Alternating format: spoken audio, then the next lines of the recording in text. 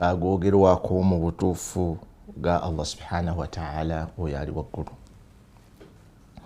Tumutendereza Allah subhanahu wa ta'ala ne tumusaba okutusonyiwa obubi bw'emyoyo gyaffe n'obubi bw'ebikorwa byaffe. Oyo yenna Allah subhanahu wa ta'ala bw'aba asazeewo aluŋŋame tewali asobola kumubuza, nabwe kityo bw'aba asazeewo abule tewali asobola kumuluŋŋamya. Nkakasa mu mutima gwange era njatuza n'olulimi lwange nti tewali kisinzibwa mu butuufu okuggyako Allah subhanahu wa ta'ala. Omu yekka tagattibwako kintu kirala kyonna na kimu. Era nkakasa mu mutima gwange n'enjatuza n'olulimi lwange nti Muhammadin sallallahu alaihi wasallam muddu wa Allah era mubaka we. Ebigambo eby'amazima ebitakubagana bye biri mu Qur'an entukuvu ey'ekitiibwa n'obulungamu obwannamaddala ze hadithi za Nabbi sallallahu alaihi wasallam entuufu, oba ebigambo Nabbi sallallahu alaihi wasallam byayogera n'ebikorwa bye byeyakola ne bamulaba n'ebyakolebwa n'ebyayogerwa nga waali n'abeera nga talina komenti ku byo zibayita hadithi. Ebigambo n'ebikorwa ebisinga okuba ebibyo ennyo mu ddiini bye bizuule muyo olw'ensonga nti bibeera bigunje ate nga byabuubuze, awamu n'ekyo nga bitwala bantu muliro. Mutye Allah subhanahu wa ta'ala mu butuufu bw'okumutya, temutuukibwangako okufa okuggyako nga muli abasiraamu abannamaddala. Eyo nno aya ne aya ey'okubiri. Abange mmwe abakkiriza mutye Allah subhanahu wa ta'ala era mwogerenga ebigambo ebituufu. Allah balongooseze emirimu gyammwe era basonyiwe ebibi byammwe. Oyo yenna agondera Allah subhanahu wa ta'ala n'omubaka Muhammadin sallallahu alaihi wasallam aba yeesiimye olw'esiima olunene, ebyo bikulu. Ne aya endala, abange mmwe eri mu suratu Nisa, abange mmwe abantu mutye omulabirizi wammwe Allah oyo eyabatonda nga abajja mu mwoyo ogumu, bw'atyo n'atonda mukyala waago n'azaalukusa kuva mu kyombirira abasajja bangi n'abakyala. Mutye Allah subhanahu wa ta'ala oyo gwe musabirigana ku lulwe Allah kubadde nga mutunuulizi gye muli. Suratu Nisa aya ey'okubiri. Bayibwa bwe tutunuulira abantu beboogera ku social media, ddala abawalimu ababeera nnyo ku mitimbagano, balina embeera gye bateekawo n'engeri gye beemulisa nga balaga nti tulina inemite y'amaanyi wakati w'omusiraamu natali musiraamu. Kiddamu abantu abamu balowooza nti walina okubaawo olukonko lunene n'obusungu n'okkuba enkokola wakati waffe n'abatali basiraamu. Enkolagana erina okubeerawo, just twawukana ku ddiini. Bo balina eddiini eyaabwe naffe tulina eddiini eyaffe, naye ate tusigala nga tuli bantu kuno ku nsi. Bw'abeera nga maama wo omulabirira newankubadde nga si musiraamu, era bw'abeera nga maama wo ng'afudde naawe onyolwa n'okumuziika omuziika. Basahaba baaziika bamaama baabwe abataali basiraamu, ne basahaba ne bagenda okuziikirako basahaba bannaabwe eri bakadde baabwe bafudde nga tebaali basiraamu. Bitebe bikulu. Basahaba bamaama baabwe tebaali basiraamu. Kiba kizibu nnyo okusanga sahaba nga maama we musiraamu nga ne taata we musiraamu, era bwe baali basahaba abato. Naye basahaba bakulu bannyaabwe oyinza okusanga maama asiramuse ate nga taata tasiramuse, n'osanga nga taata asiramuse ate nga maama n'agaana. Katugeze nga Asma binti Abibakari. Abubakari yazaala abaana 6, 3 bawala 3 balenzi, naye bonna alhamdulillah baasiramuka. Abaana b'abowala n'ab'obulenzi, naye mukyala we azaala Asma ne Abdallah teyasiramuka. Naye bwe yajja e Madina okulaba ku mwana we, Nabbi yagamba Asma alabirire sili ummaki, genda olabirire maama wo omuwe buli kimu ekyetaagisa. ne Abu Talib yafiirwa taata Ali yafiirwa taata we Abu Talib. Nabbi namugamba genda omuziike, namugamba innahu maata mushrika, gongamba okuziika afudde ngaagatte ku Allah n'ebirala. Nabbi nagamba idhhab fawarihi, genda omuziike oyo taatawo. N'atuuka wali ng'ali mu bukyafu, n'asooka amulongoosa n'amuteeka mu ngoye endala, n'asima ekinnya n'amuziika. Bwe yakomawo Nabbi namugamba idhhab faqtasil, genda onaabe. Hadithun eri mu Sunani Nasai 19. Egamba naye ebiwulirwa eri abawalimu ate byo biri vice versa, netwewuunya netugamba naye embeera eyo nga kisi. Egamba embeera wakati waffe n'abatali basiraamu si mbeera ya lutalo, si mbeera ya inemite, si mbeera ya kubanga mu nsi yonna abantu bali biliyoni 8, naye ku ezo biliyoni 8 kuliko biliyoni 2 zokka be basiraamu. Biliyoni 6 zisigadde si basiraamu. Kati tunaakola tutya? Naye Nabbi yennyini Allah yamutuma okujja ku nsi kuno abantu basiramuke era bakkirize Allah. Naye Nabbi yagenda okufa nga basiraamu batono, nga batali basiraamu be bangi. Ne ku mulembe gwe yalina enkolagana ey'omuggundu wakati we n'abataali basiraamu. Ffenna tukimanyi maata sallallahu alaihi wasallam wa dir'uhu marhunatun inda al-yahudi bi 33 sa'an min sha'iri. Nabbi yagenda okufa ng'asinze ekyokulwanyisa kye oba olugoye olutayitamu masasi yali akozesa ng'alwana, lwali lwa bbeeyi dir' oba ekyombo oba ekitala, n'akisinga omusajja omuyudaaya nga si musiraamu. Omuyudaaya n'amuwa obuwunga obw'okulya. Ya Nabbi yagenda okufa nga tannaba kunonola ekyokulwanyisa kye. Kibaswaba kyabakola bubi, naye ate oluvannyuma baakitegeera nti Nabbi yateekawo enkola ey'okugulaana n'okutundagana wakati w'omusiraamu n'atali musiraamu. Huwa alladhi khalaqakum, Allah yabatonda. Suratu Tagabun noza yakubiri. Huwa alladhi khalaqakum, Allah yabatonda mwenna abali ku nsi. Faminkum kafir, mulimu abatali basiraamu, wa minkum mu'min, mulimu n'abalala basiraamu. Ekikulu mu byonna, wallahu bima ta'maluna basir, byonna bye mukola Allah biraba. Akati inemite tebaawo, lakum dinukum waliya din. Kibatugaana kusinza ddiini, kusinza bo nga bebasinza, nebino ebisigadde tukolagana, okusuubuligana, taayush, taamul, tafahum. Abantu balina companies abakola mu company, tekisoboka kubeera nti bonna basiraamu, bavuga badureva bakiba. Ne hoteli zemuteekawo ziribwamu buli muntu yenna. Natali musiraamu naye asobola okukola hoteli n'agamba nti engeri abasiraamu gye baliwo eno hoteli zigenda kuteeka mu mbisi, nakyo kitegeerekeka. Okuwangaala, okweyisa obulungi, tekyetaagisa nnyo okusosola, kubanga ono neibaawo khairukum lijari, ow'ebbeeyi abasinga yoyo ayisa obulungi neibaawe. Kati neibaawe ayinza okuba nga si musiraamu, asigala neibaawe, olina okumuyisa obulungi. Naye enda natta namadhaj min at-tarikh al-islami, mulimu ebyokulabirako ebintu ebyagenda mu records z'obusiraamu, mu history y'obusiraamu eri abasalafu abaatusookawo nga balina enkolagana gye baateekawo wakati waabwe n'abataali basiraamu. Okugeza, marra Umar fi tariq ila el-Jabiya min ardi Damashq. Umar yali agenda mu Syria.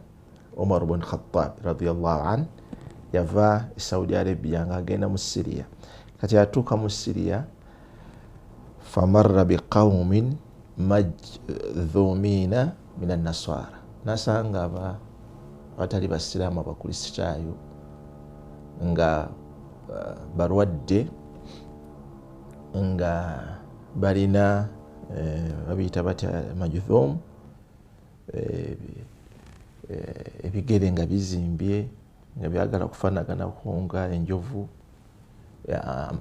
babiyita bigege kati nga balwadde majuzum.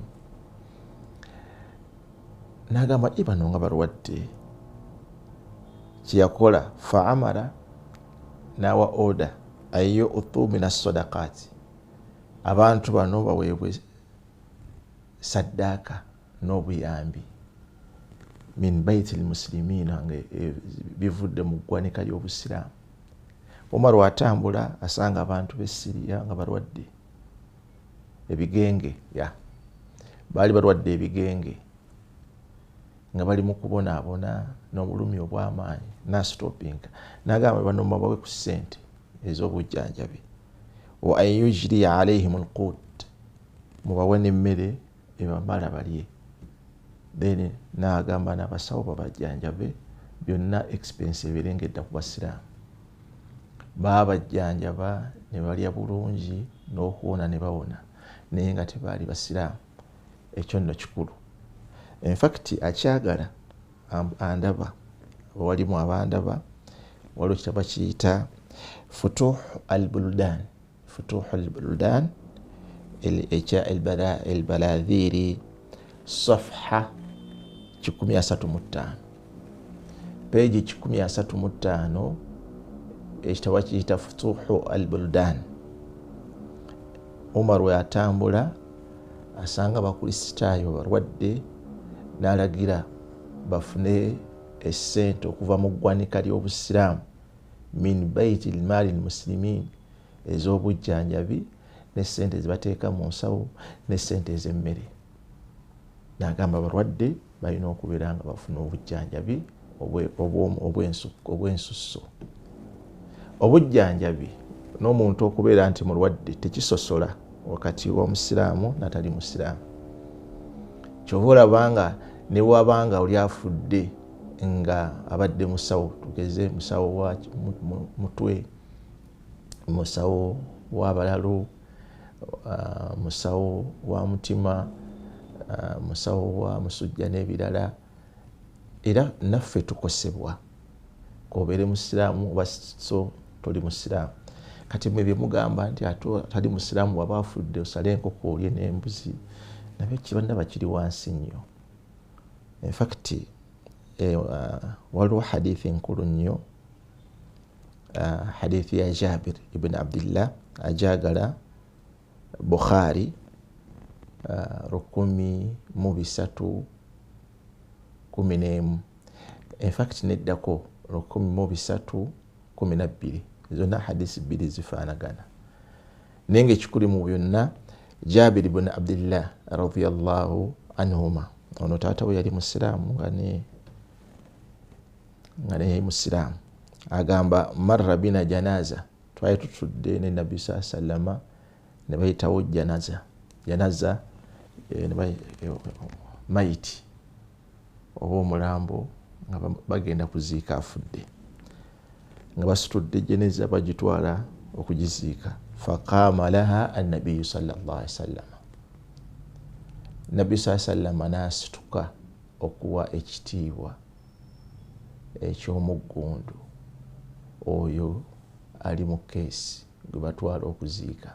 Fakati yali mu keesi, ate nga kimanyiddwa abeera mu keesi taba musiraamu. Omusiraamu abeera mu jeneza oba mu ssanda. Bakutte jeneza eri mu keesi bagenda kugiziika, n'abakutte jeneza era baba balabika nti abo basiraamu, bano si basiraamu. Oluvannyuma faqulna ya Rasulallah, Jabiri yatuyamba. Jabiri kyava agamba Nabbi sallama ne basahaba bonna abaaliwo, innaha janazatu yahudi, oyo gwe bagenda okuziika si musiraamu mu Yudaaya, naye kati gwe oyimiridde okumuwa respect, naye oyo gwali mu jeneza si musiraamu. faqal nabbi yeewuunya n'agamba alaysat nafsan oyo ali mu jjeneza si muntu, oyo ali mu jjeneza si muntu nga ffe. Kyategeeza tumunyoleddwa. Bw'ona ogenda mu sharhi ya hadithi eyo bugende mu Fathul Bari ngeri gye binnyonnyolamu, waliwo okunyolwa kungi olw'okufiirwa oyo atali musiraamu, kubanga abadde ateeka ettafaali ku nsi yaffe, bulungi bwansi, okusima enzizi n'okuzirongoosa, amakubo, abalabawo emisolo gitopinga ku nsi, security bingi. Ayinza okuba nga abadde wa security, ayinza okuba nga abadde wa finance, nga yagira bw'ati abaana UPE ne basoma, obanga balambula amasomero abaana basome bulungi, ate yafudde, kati tuba tufuna setback ku mulimu ono gw'abadde akola. Alaysat nafsan oyo ali mu jjeneza si muntu. Kyava awunzika ng'agamba idha ra'aytumul janaza faqumu, oda bwe mulabanga ejjeneza oba omuntu yenna nga ali mu keesi nga bamutwala okumuziika oba bamuleese gye muli abadde atambula naye nga basitudde mu situle takyasobola kuyimuka na kutambula, faqumu muyimirire okumuwa respect n'ekitiibwa, kubanga abadde muntu nga ffe. Okuyimirira okuwa respect ku muntu aba afudde oba ku mulambo gwonna, eyo respect tugiwa buli muntu yenna aba mu ssanda oba mu keesi, kabeere nga musiraamu oba nga si musiraamu. Kiba kitegeeza tutunyolwa. Mwe mwennyini be muwasa si basiraamu, n'abalala basiraamuka busiraamusi, n'asiraamuka naye nga maama wa muzaala ne taata wa muzaala si musiraamu, naye nga mu bonna oyo gwalondawo okubeera nti maama w'abaana bo, bano abaana b'omuzadde muli jjajja waabwe, asigala nga jjajja waabwe newankubadde nga si musiraamu. Alaysat nafsan, ye si muntu, yavuddemu omwana gwe wasizza era yamulabiridde, yamusomesezza. Gwe n'omulaba nga amaze makerere, amaze ku IU, kati naawe n'omwegomba, ono eyamuweerera n'amutuusawo naawe okubeera nti omwegomba, olina okumuwa ekitiibwa. Ne bw'aba afudde ogendayo okumuziika, kiyinza okukusiiwa naye nga kyekyo. Alaysat nafsan, eyafudde si muntu. Hadithun eri mu Bukhari bikula gwe gamba Mr. Google omugambe njagala hadith eri mu Bukhari 1311 ne 1312. Hadith ojja kugifuna mu dakiika 2. Ekyo nno kikulu. Waliwo mukyala wa Nabbi ayitibwa Safiya. Safiya teyali musiraamu, yali Muyudaaya. Oluvannyuma Nabbi sallama n'amuwasa nga amaze okusiramuka. Yali mukyala mulungi nga mumpi biki, naye tujja kubyogera ku biwanvu. Ekikulu mu byonna, Safiya Ummul Mu'minin, maama wabakkiriza bonna, naye yali Muyudaaya. Oluvannyuma olw'okusiramuka, buli Obuyudaaya tebumuvaako, yali Jews, tekimuvaako eky'Obuyudaaya, naye nga Nabbi yamuwasa nga amaze okusiramuka. Naye yali alina abantu be, baganda be, mikwano gye, ab'eŋŋanda ze, basigala nga baŋŋanda ze newankubadde ng'asiramuse. Kiki yakola? Tasaddakat alayhima. Ebasanga nga balinako oluganda, n'agamba mujje mbawe ku ssente zitalina. N'akwata ssente n'emmere na biki n'abawa. Naye nga lwaki? Qarabatan laha. N'agamba bano balinako akakwate, bano balinako oluganda. Ate be yawa ssente n'ebyokulya, ababiri be yawa ssente n'ebyokulya, Yahudiyaani, baali Bayudaaya. Kati n'obubanga osiramuse, bali abakukwatako basigala bantu bo n'okubalabirira n'okubayisa obulungi. Ekyo nno kikulu. Ne bw'oba osiramuse naye nga bali abakulabirira, abakusomesa, olina okuzzayo omuzigo. Ono yasiramuka, ate mukyala wa nabbi. Oluvannyuma asisinkana abamu ku banganda ze n'akwata ssente zitalina alina n'abasaddaakira n'abawa n'abagamba abo bempadde mbalinako oluganda. Akati ekyo mukyala wa nabbi yakikoze, agabidde abantu b'enganda ze. Ayagala ekyo wekiri Kitabul Amwal wandiika waliwo ekitabo bakiyita Kitabul Amwal. Ennaku zino ensi eri ku sipiidi mpitirivu, ne bw'oba olina essimu ey'okusereza owandiika ekitabo kye nkugambye Kitabul Amwal n'oteekawo muno nti Safiya yasaddaakira Abayudaaya, then bajja kukikuleetera. Kitabul Amwal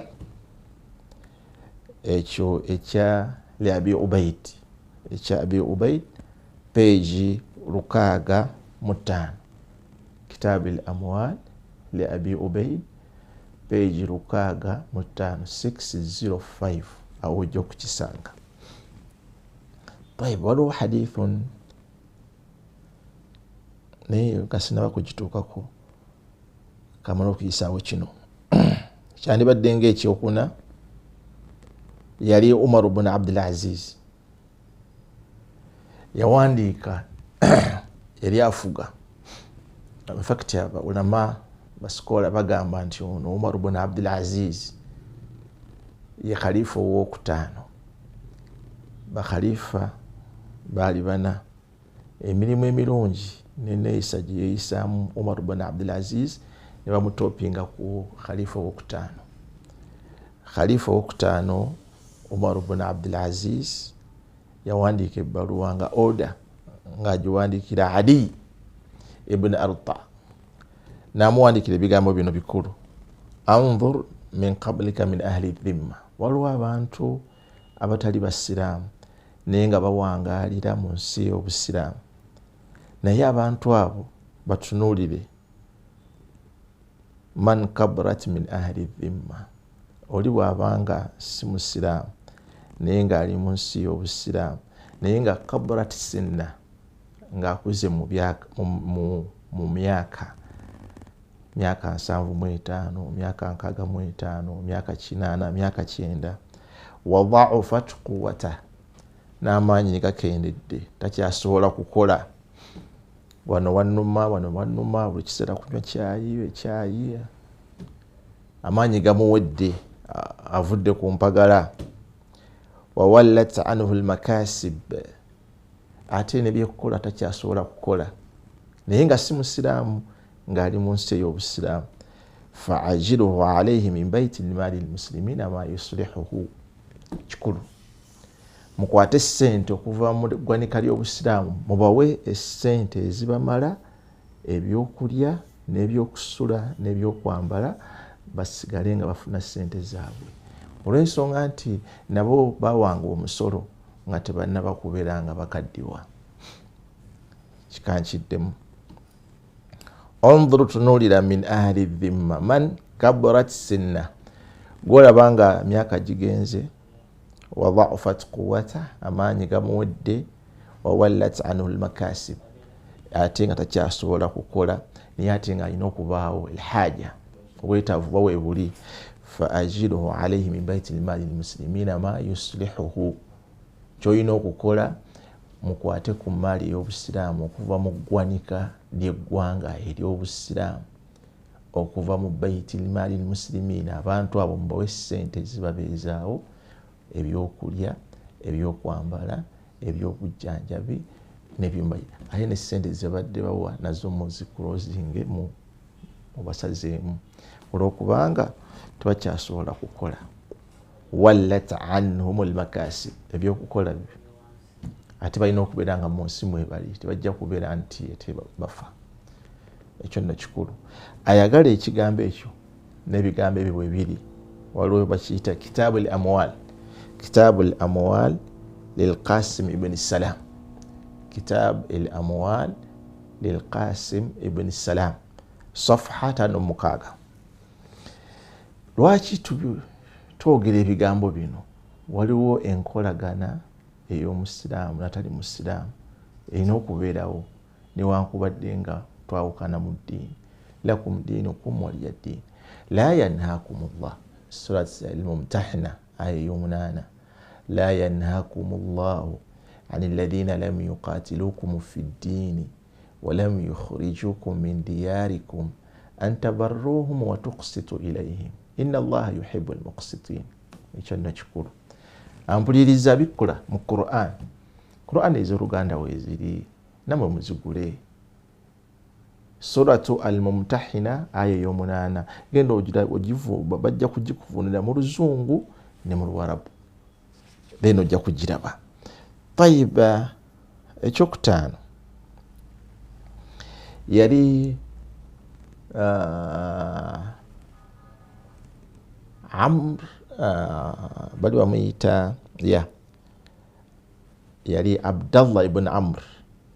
Abdallah ibn Amr yali ava waka n'alagira Ghulama shamba boyi oba omukozi owawaka okubeera nti asala embuzi. N'amala okusala embuzi dhubihat lahu shat li ahlihi, embuzi yali ye n'abantu be ne famire ye. N'amugamba asala embuzi ogibaage ogijeko eddiba ogiteeke ne mu sefuriya. N'agitematema n'agiteeka mu sefuriya. Ono yagenda okulaba nga embuzi yonna nnene ejjudde mu sefuriya. Kyava ayogera ekigambo kyali kya muggundu. Hal mbuuza ahadaitum lijalina alyahud, waliwo neiba waffe ono Omuyudaaya mumuwadde ku mbuzi naye alyeko? Nebagamba la. Agamba nti mukwate mumuwe ku mbuzi. Abaaliwo abagenyi be ne bamugamba muno nti aslahaka Allah, Mungu akulongoose era Mungu akusaasire. Ogamba bakwate embuzi bagiwe Eryahudi Omuyudaaya oli neibaawo kuyagala bawe embuzi, naga nti kakati mumuwe oludda lulamba olw'embuzi olw'ensonga nti Nabbi sallama ebintu bye nasinga okumuwulirako ng'atugamba nti kana Jibrilu yusini biljar hatta dhanantu annahu sayuwarithuhu. Nalina Nabbi naye nga buli kiseera atugamba nti Jibrilu lwajja ngamba mbere nga mpisa bulungi neiba wange, okutuusa Nabbi bwe yali alowooza nga amanyi nti Jibrilu ajja kumugamba nti neiba waba afudde, neiba we asobola okumusikira. Olaba qimmat aljiwar wa husn aljiwar, ogamba ye peak y'okulongoosa wakati wo no neibaawo. Oyinza otya okusala dhuhiya n'otabeera nga tomuwaddeeko? Waliwo bali bamuyita Abdallah ibn Abi Bakar. Ekigambo kikulu. Olunaku lwa dhuhiya bwe lwatuuka nga awa banneiba be ku sayidi eya kkono ng'abala ennyumba 40 z'embuzi 40,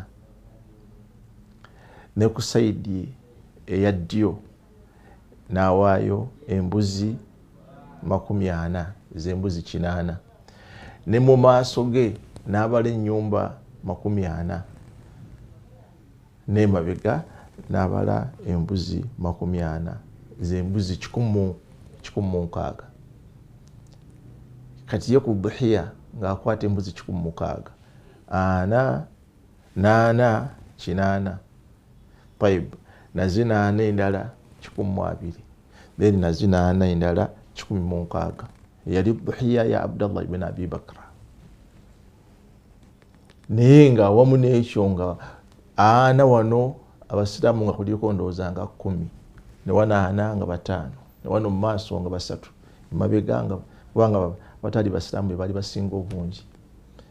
Naye nga bonna bakimanyi nti dhuhiya yidi bwetuuka tulina okulya embuzi nnamba. Ahdaitum lijalina alyahud, neiba waffe Omuyudaaya mumuwadde ku mbuzi alyeko? N'agamba Eryahudi, otugamba ono Omuyudaaya? N'agamba ibhathu minhu nisfahu, kakati mumutwalire oludda lulamba olw'embuzi naye alye. kubanga nabbi yatugamba tulina okubeera nga tuyisa obulungi eri neighbor. Ekyo kigambo kikulu. Khairul asdiqa, aba omuntu asinga okubeera nga afuna empeera nnyingi okuva eri Allah subhanahu wa ta'ala ku bantu ab'omikwano ababiri. Khairuhum li sahibihi, yoyo muntu ayeyisa obulungi mukwano gwe. Wa khairul jiran, ne banneighbors kw'omu kwabo asinga obulungi. Khairuhum li jarihi, ye neighbor asinga okuyisa obulungi neighbor we. Hadithi eyo gye mbagambye ya Abdallah ibn Amr oyinza okuginoonya ku Sunani Abi Dawuda 552 1552. Biseera bisinga abantu baga Sultan ayogera bwogezi, naye nze saagala nnyo kwogera. Abawalimu aboogera mubamanyi, bakubuuza ebibuuzo obiddamu nga bw'oyagala, obiddamu bubuzi bw'oyagala, totuwadde na evidence naye through experience. Bakugamba nti baba bakubuuzizza ebibuuzo biwandiike, then oddeyo olikoleko research, oddemu obyogere nti okwo kuba kubba irimu, nina okubeera nga nziramu ebibuuzo nga seetegese irimu mbanjirina. Man anta gwe gwana ddamu ebibuuzo nga tumaze kukola research. Njogera nga ndi ku kamera muddamu ebibuuzo nga 90% nga bifu. Hadithi zoogera birala mwe muddamu nga bye mwagala. Lwaki tokola research? Lwaki tebakubuuza ebibuuzo n'ogamba bino kangende mbikoleko research? Babuuza Imamu Malik ebibuuzo byali kumpi 6, yaddako ebibuuzo 10. Ne bamugamba nze situla okubiddamu, n'agamba muno badde ki?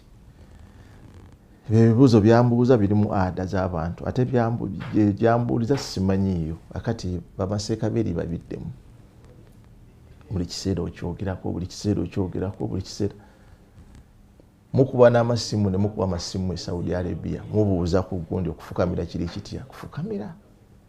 Oba oli ku ada. Akati ate eyo ada gy'obuuza oli atali mu ada yo abiddemu ati. Omusawo ye ogenda kukibuuza mu lulimi ki? Akati kakigoga ndi bannayuganda babeera babuuza bafukamira bonna. Abalugwala bwe bakola, abasebbeyi bwe bakola, abanubbi bwe bakola, abanyarwanda bwe bakola, abatoolo bwe bakola. Akati tobuuza ku baganda bokka, buuza amawanga gonna. Ate oluvannyuma obuuze n'eggwanga n'oyo gw'obuuzizza. Kubanga Abasudaani nabo bennyini baba babuuza bakwata ku bibegabega n'okukiisinga. Akiisinga maama we, akiisinga mwannyina, akiisinga taata we, akiisinga muganda we. Gwe naye bw'okola. Lwaki temukola research? Then lwaki mubigatta al-aada wal-ibada? Problem yonna eri awo. Hadithi eno mujja kuginoonya. Gwe yinyigabunyiza essimu yo gamba njagala hadithi eri mu Sunani Abi Dawuda 5:1552. Tirmidhi hadithi 1943. Ero ojja kugisanga 1943 1943. Hadithi yemu gyeyogedde eyo, omusajja yakwata oludda lulamba n'aluwa oyo atali musiraamu nalya dhuhiya. Nimwe ebintu byemwogera ku social media tubyewuunya. Dhuhiya ya musiraamu yokka, tumuwa agenda alya enkaafu ye. Biki byoyogera? Y'oli mu nsi ki? Biki byoyogera? Y'oli mu nsi ki? Oyinza okulowooza mbuno nti olina ettaffaali lyossa ku busiraamu naye ate ng'oseseetula. Lwaki museseetula obusiraamu? Walina okubaawo enkolagana ey'omuggundu wakati wo n'atali musiraamu. Obusiraamu bwajja mu Uganda 1884 naye nga through mu Bwarabu abaali bazze okusuubula naye nga tebazze nti bali equipped okukola ddaawa, bo bajja kusuubula. Naye bano baabalaba neeyisa yaabwe, amaana, obwesigwa bwabwe, obuntu bulamu, ne bagamba nimwe musoma ddiini ki? Ne bababuulira ne basiramuka. Era obusiraamu kati bwakaweza emyaka 108 bukyanga bujja. Obusiraamu bwakamala mu Uganda emyaka 108. dira 2024 oyawuleko 1884 zijja kujja 108. Obusiraamu bwakamala mu Uganda emyaka 108 naye obusiraamu bwakamala mu Saudi Arabia emyaka 14 n'okusoba. Naye mmwe abasiraamu abapya ate mwagala kusomesa bali abadde n'obusiraamu kati nga n'obusiraamu bwafuuka kalicha ya zaabwe, nakyo kyewuunyisa.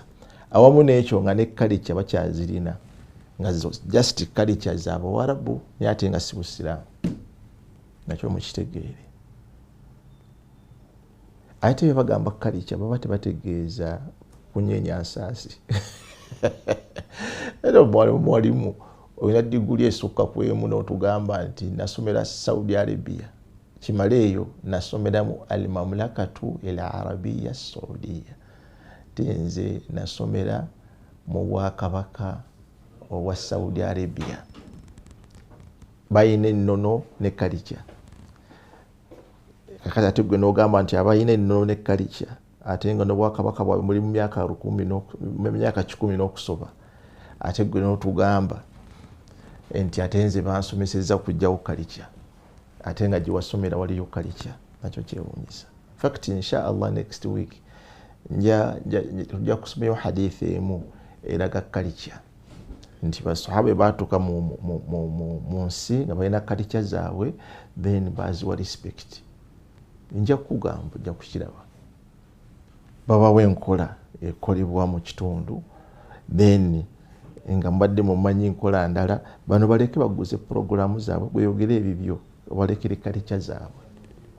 N'ekibi oyinza okubeera nga n'obusiraamu tebukyogerako nnyo kiri awo n'okiremerako ennyo noga nze ndiima mu kivumbi era nze mpasalina kivumbi, osobola okukyogera naye ng'okyogedde mu lulimi ki? Kyogere mu Lunyarwanda oba okyogere mu Luwarabu. Olw'ensonga nti kalicha mwoyogereramu tebakimanyi. Kati goyinza okukyogera mu mbeera y'okwomulisa naye ate ng'oyina boogoba mu busiraamu abalala. Ate ne bw'oba nga tokyokedde tekikosa wadde. Gwe ne bw'oba nga owasiza na kivumbi ng'ogwe kivumbi tetufuna ttafaali ligenda ku busiraamu wadde okuseseetuka. Naye tujja kubigaziyaako insha Allah next week mu wana batuwadde obuwangaazi n'ebiseera. Waliwo kino kikulu kyagala oyinza okukisanga mu kitabo ekiyitibwa Akhbari Abi Hafs Umar ibn Abdul Aziz wa siratuhu. Kitabo ekyo kikulu ekyogera ku Umar ibn Abdul Aziz ekyawandiikibwa lil-Ajiri. Akhbar Umar ibn Abdul Aziz lil-Ajiri. طيب الصفحة 58. عمر بن عبد العزيز يلي أفقه فأمر مناديه ينادى ناغamba nti kakati mugende muyite abantu b'okukyalo kino kyonna bajje. Kiki bonna abantu bakuŋŋaana nti omukulembeze ayina message gy'ayagala okutuusa gye muli. Abantu bajja bangi naye nga abantu bafuga mulimu abasiraamu n'atabali basiraamu, ekyo kikulu. Bajja nga abatali basiraamu nga bebasinga n'obungi nga n'abasiraamu nabo bangi. Umar ibn Abdul Aziz ayogera ebigambo bino wammanga. Ala man kanat lahu madlama falyarfa'uha. Buli muntu ayina obulyaza amaanyi obwamukolebwako abuŋŋambe. Faqama ilayhi rajulun dhimmi. Omusajja atali musiraamu n'asituka min ahli Hims mu Syria.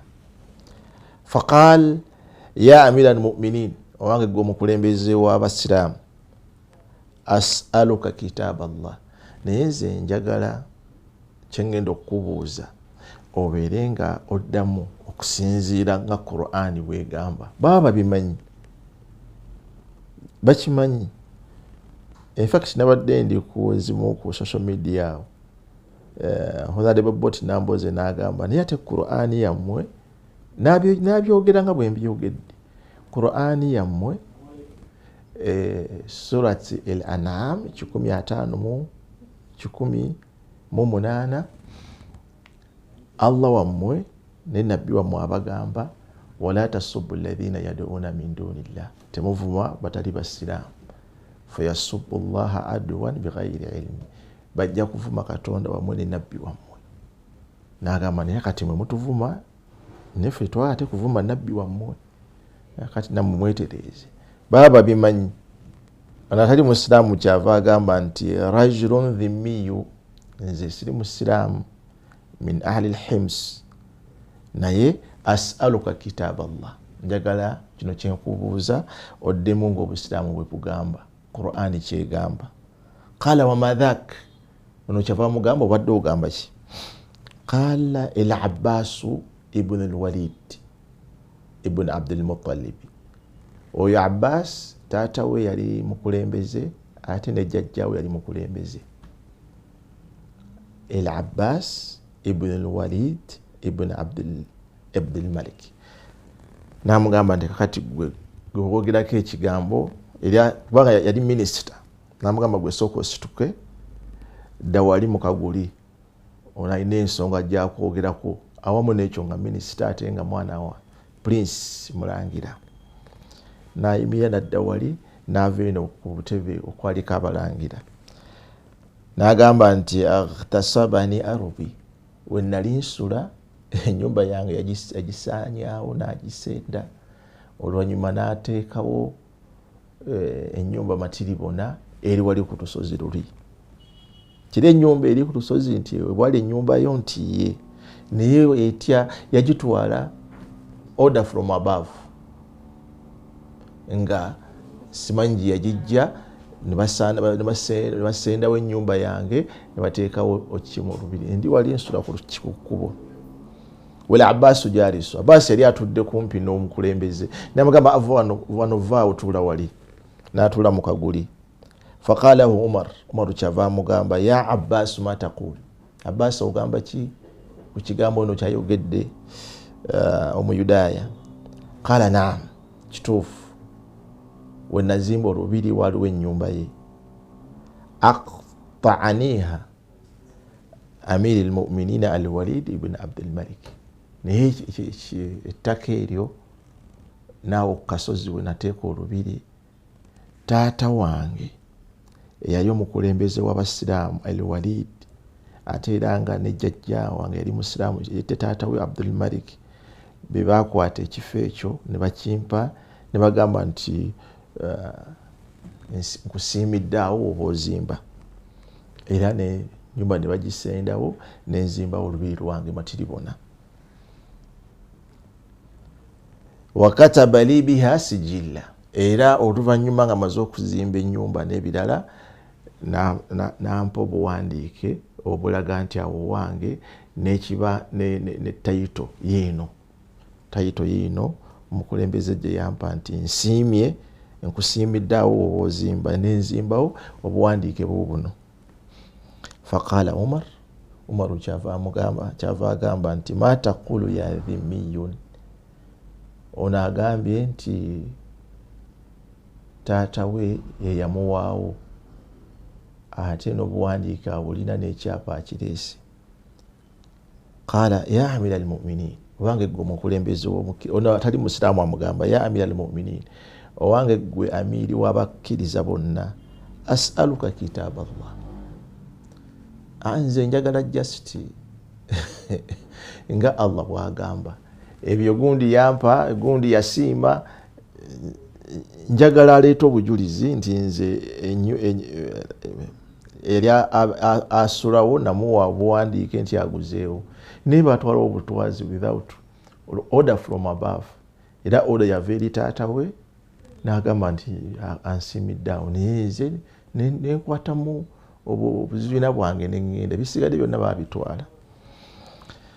Qala Umar naam kitab Allah, tulina kusoosowaza Qur'ani kyegamba ahaqqu an yuttaba min kitabi al-Walid, kyetulina okukola okusoosowaza okusinga bino ekiwandiiko Walidi kye yawandiika nga akuwandiikira, naye ate ye Allah yakuwaawo, Allah ye yakuwaawo, ate ono omuntu obuntu yamuwadde wali wadde yali amiiri, namugamba qum gweyimirira fa aruddat alayhi day'atahu fa ardid alayhi day'atahu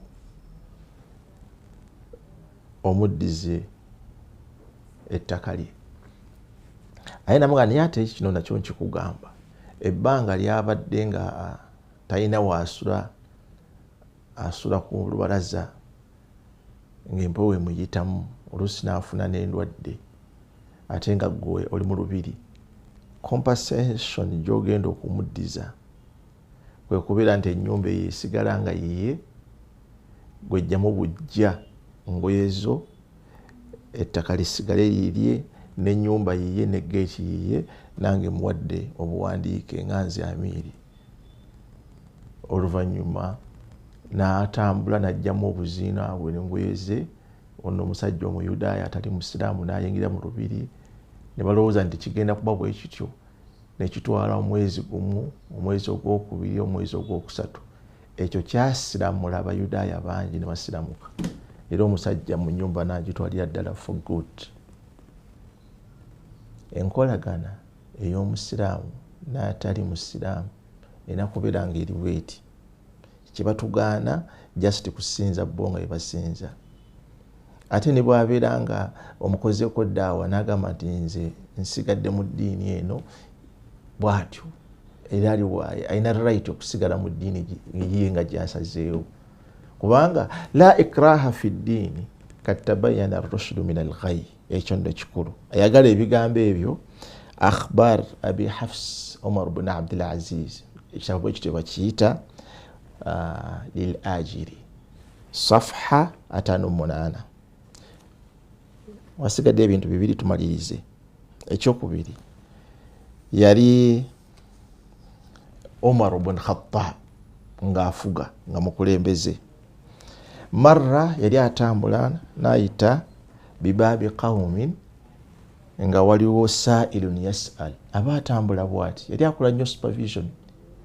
Kati yali atambula bw'ati n'asanga musajja mukulu, sheikhun kabir, musajja mukulu, dharirun el-basar, ate talaba.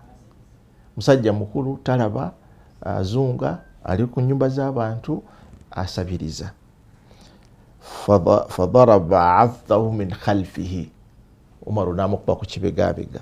Waqal, agenda okumutunira bw'ati nga ennyambala gye yambadde mu Yudaaya. Nayagala okwetegereza kubanga baali ba mirundi ebiri, Abayudaaya n'Abakristaayo. Kyava amugamba min ayi ahli kitabi ant, oli mu Yudaaya oba oli mu Kristaayo? Qala Yahudi, n'agamba nze ndi mu Yudaaya naye ng'ali mu nsi ya Busiraamu. Naye ate ngo yali mu nsi z'Obusiraamu ate asaba Abasiraamu bamuwe ekyokulya era nga bakimuwa. Qal, kyava amugamba Umar bin Khattab, fama alja'aka ila ma ara, naye bino byendaba ebyokubeera nga oli munyoomoofu, okubeera nti ogenda osabiriza ekyokulya ate nga oli musajja mukulu, kiki kikutuuseeko? Qal as'alu al-jizya, nze mpangadde ebbanga ddene mu nsi y'Obusiraamu, naye ffe awatali Basiraamu tulina okuwa omusolo oguyitibwa jizya, ate Abasiraamu bawa zaka. Kakati omusolo guno gwe tuwa tulaba gye gulaga. Balongoosa eddagala, balongoosa amalwaliro, balongoosa buli kimu, security.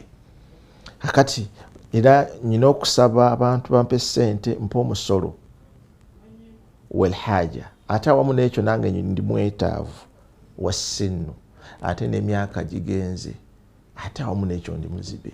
Naye nga byonna kati nyina okusaba ssente nga zigwa ku bintu obwetaavu nga famire, ate era sikyakola, ate nyina n'okuwa omusolo. Umaru yakaaba. Fa akhadhahu biyadihi wa dhahaba bihi ila manzilihi, n'amukwata bw'ati n'amutwala eka, n'amuwa ebintu byonna ebyali awaka, ebyokulya n'ebyokukozesa byonna n'abimuwa. Oluvannyuma bw'amala okubimuwa n'ayita abakola mu ggwanika y'Obusiraamu, abakola mu finance. Kyava bagamba nti fa wallahi ma ansafnahu an akalna shaybatahu, tetuli beerufu.